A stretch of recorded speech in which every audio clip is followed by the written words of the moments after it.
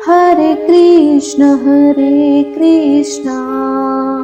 कृष्ण कृष्ण हरे हरे, हरे राम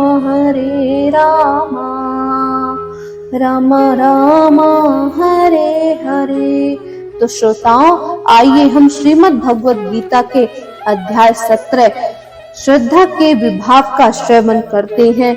कृपया करके हमारी वीडियो का पूरा श्रवण कीजिएगा। आइए श्रवण करते हैं।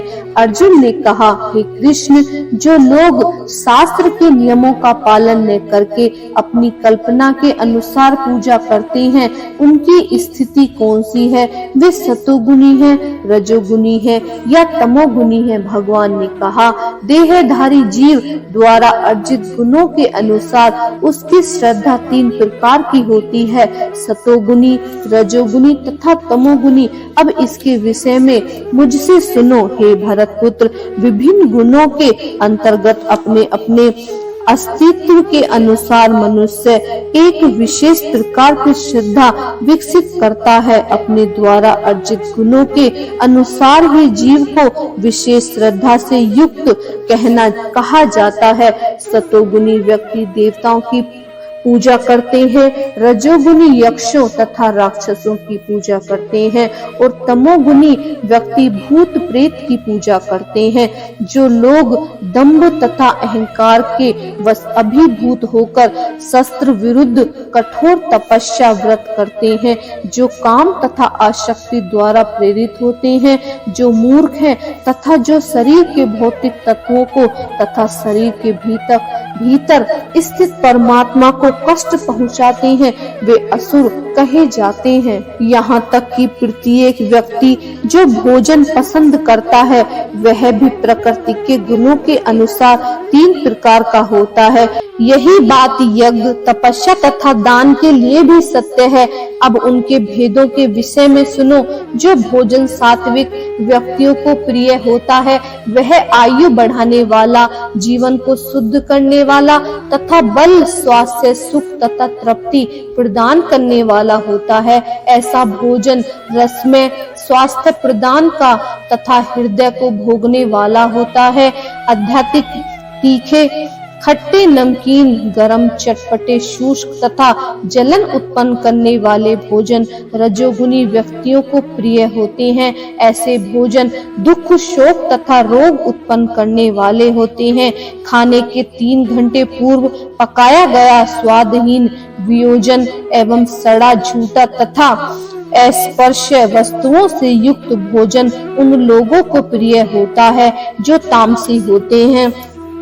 यज्ञों में वही यज्ञ सात्विक होता है जो शास्त्रों के निर्देश अनुसार कर्तव्य समझकर उन लोगों के द्वारा किया जाता है जो फल की इच्छा नहीं करते। लेकिन हे भारत श्रेष्ठ, जो यज्ञ किसी भौतिक लाभ के लिए या गर्भवश किया जाता है, उसे तुम राजसी जानो। जो यज्ञ शास्त्र के निर्देशों की अवहेलना करके प्रसाद वितरण किए बिना, वैदिक मंत्रों का उच्चारण किए बिना, पुरोहित को दक्षिणा दिए बिना तथा श्रद्धा के बिना संपन्न किया जाता है, वह तामसी माना जाता है। परमेश्वर, ब्राह्मणों, गुरु, माता पिता जैसे गुरुजनों की पूजा करना तथा पवित्रता, सरलता, ब्रह्मचर्य और अहिंसा ही शारीरिक तपस्या है। सच्चे भाने वाले, हितकर तथा अन्यों को क्षुब्ध न करने वाले वाक्य बोलना और वैदिक साहित्य का नियमित पारायण करना, यही वाणी की तपस्या है। तथा संतोष, सरलता, गंभीरता, आत्म संयम एवं जीवन की शुद्धि, ये मन की तपस्याएं हैं।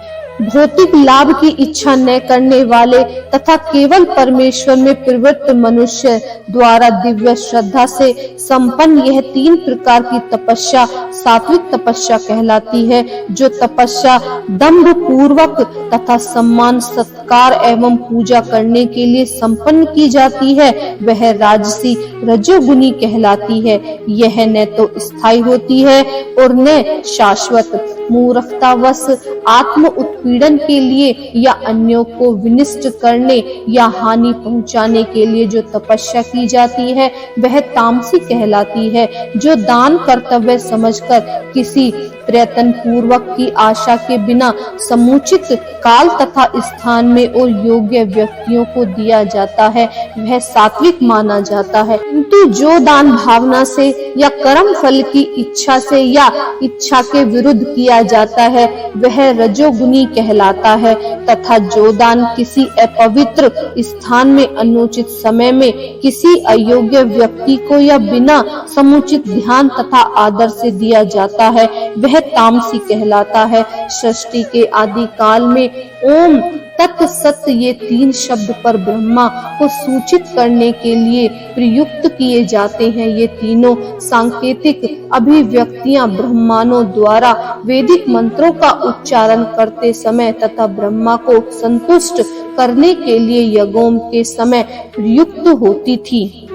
अतएव योगी जन ब्रह्मा की प्राप्ति के लिए शास्त्रीय विधि के अनुसार यज्ञ, दान तथा तप की समस्त क्रियाओं का शुभ आरंभ सदैव ओम से करते हैं। मनुष्य को चाहिए कि कर्म फल की इच्छा किए बिना विविध प्रकार के यज्ञ, तप तथा दान को तत् शब्द कहकर संपन्न करे। ऐसी दिव्य क्रियाओं का उद्देश्य भव बंधन से मुक्त होना है। परम सत्य भक्ति में यज्ञ का लक्ष्य है और उसे सत्य शब्द से अभिहित किया जाता है। हे पृथापुत्र, ऐसे यज्ञ का संपन्न करता भी सत्य कहलाता है। जिस प्रकार यज्ञ, तप तथा दान के सारे कर्म भी जो परम पुरुष को प्रसन्न करने के लिए संपन्न किए जाते हैं सत्य कहलाते हैं। हे पार्थ, श्रद्धा के बिना यज्ञ, दान या तप के रूप में जो भी किया जाता है वह नश्वर है, वह असत कहलाता है और इस जन्म तथा अगले जन्म दोनों में ही व्यर्थ जाता है। इस प्रकार श्रीमद् भगवत गीता के 17वें अध्याय श्रद्धा के भाव का भक्ति वेदांत तात्पर्य पूर्ण हुआ। उम्मीद है आपको ये वीडियो पसंद आई होगी। अगर पसंद आई है तो प्लीज हमारे चैनल को सब्सक्राइब कीजिए, लाइक कीजिए और इस वीडियो को ज्यादा से ज्यादा शेयर कीजिए। हरे कृष्णा, राधे राधे।